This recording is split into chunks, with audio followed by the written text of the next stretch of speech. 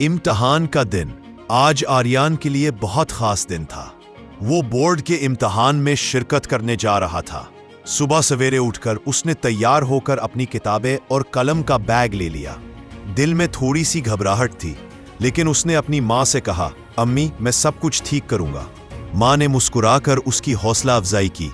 बेटा, तुमने बहुत मेहनत की है, बस अपनी बेहतरीन कोशिश करो। इम्तिहान का मरकज पहुंचते ही आर्यन को अपनी हिम्मत थोड़ी कम महसूस हुई, क्योंकि वहां बहुत सारे दूसरे तालिब इल्म भी थे।